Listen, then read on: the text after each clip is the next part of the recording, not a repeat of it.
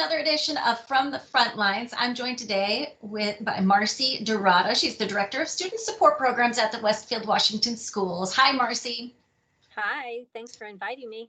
Thanks for joining us. You have the very big task of overseeing before and after school care for both elementary and intermediate schools. How has that looked in the day and age of COVID? Well, if you ask me tomorrow, I don't know what my answer might be.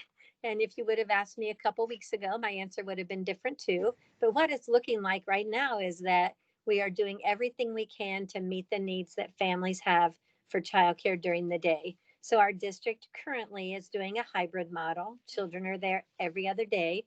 So on the days when children are not in school, we're providing childcare to families.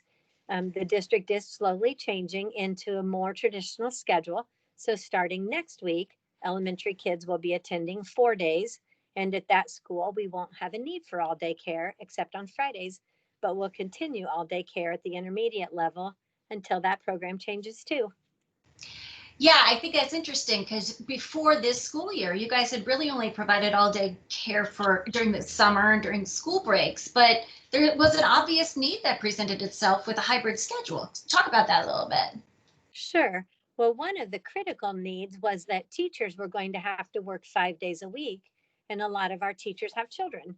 And they were going to be faced with a dilemma to either figure out a way to work a couple days a week or to figure out alternate daycare. So we said, well, we would be happy to provide that care to families of our teachers who are working. And that took off one of their worries from their plate. So that was our first thought, was we need to provide this for teachers.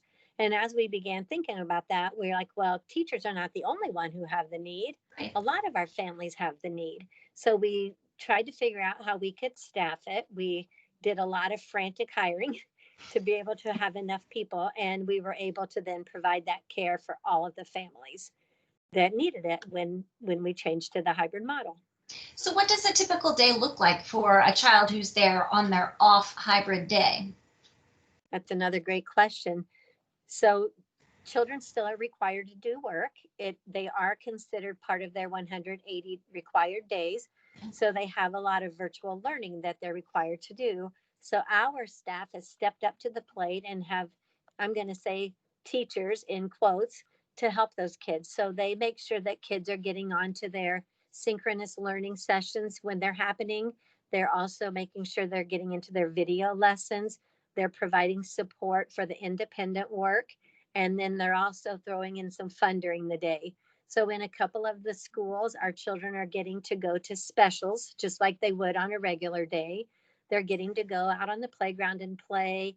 They're playing games and doing activities within the classroom, but they're also getting their work done. So when they walk home or get picked up at the end of the day, mom and dad aren't having to worry about spending 2 or 3 hours at home in the evening helping their children do the work, because the majority of it is already going to be done. Well, that's certainly kudos to your staff, because these folks aren't necessarily trained educators. They are not. A lot of them don't have an educational background. What they do have is a love of children, and they have a real desire to be able to support families. So people who have come from lots of different fields are suddenly doing teaching tasks and are doing it very well. So it's exciting that they've been willing to take that chance and do something a little bit different. And if you were able to talk to some of those staff members, they would tell you that they really loved being able to learn more about their children. One specifically today was talking to me about how much more she knows about the children than she knew before. And she said she knew, like, did they like to play Barbies? Did they like to play cars? Did they like to climb? Did they like to? But now she has a little bit more background about them educationally. And she said now when we go back to a traditional schedule, she'll know that a specific child may really benefit from adults sitting down beside them to read, or playing with writing and doing some of the other tasks that we don't always know about a kid when we see them only after school. Sure. So let's talk about before and after school care, because that's still being provided. How are you managing all these children and making sure that we're not transmitting COVID, within the school buildings before and after school? Yes. Well, we do have what we are calling golden green groups, and that's the same during the school day. So when children come on their full days, they come to us on the off days. Well, when they come to us after school, we keep them divided by those colors. So our gold children are kept away from our green children. And then within our gold groups, we try to keep them separated by age as much as possible. So we provide a lot of different activities and they get to rotate through the activities, but they don't do so with children that wouldn't normally be in their group anyway. So they do wear masks still when they're in the building. They get to go outside and play, and in the gym they don't have to wear a mask also. So they're getting to take advantage of all the same things they would have done in a regular before and after school care program, except they're wearing masks and staying away from some of their friends. Right. Just to help keep them safe. It sure sounds like it's working. You were telling me you haven't had anybody yet test positive for COVID in your after or before school program? We have not had a single one of our students or our adults yet that have tested positive. And we have had some quarantines just because the district is being very cautious to quarantine if there's any type of possible exposure. And so we have had children quarantined, but not because of exposure within our program.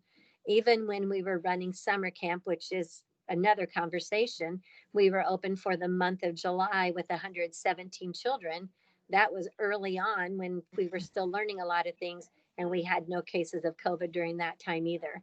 So it's great to see the children and their willingness to wear masks, and my staff and their diligence about being sure that children are being safe. So you mentioned in the beginning of our interview that things change on a daily basis. Are you guys prepared to pivot again if they decide to send kids back to school? What does that look like for you? How do you prepare for that? Well, luckily, the district is giving families at least a 2 weeks notice if there's a change. And what that allows us to do is to send emails out to all of our families and give them a timeline for re-registering for the program. So if we should change again, I'm assuming it would probably be more of a traditional schedule. So it would be a lot more focus on the before and after school care program as opposed to all day. Or the opposite could happen. If by chance COVID numbers should drastically increase and we would have to go to a full virtual schedule, then we would be able to work with our staff to provide that care also.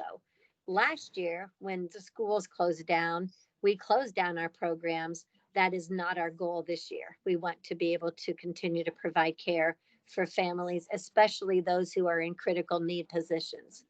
Certainly. Marcy Dorado, Director of Student Support Programs at Westfield Washington Schools. Thank you for your time and thanks for putting up the good fight on your end. Well, thank you so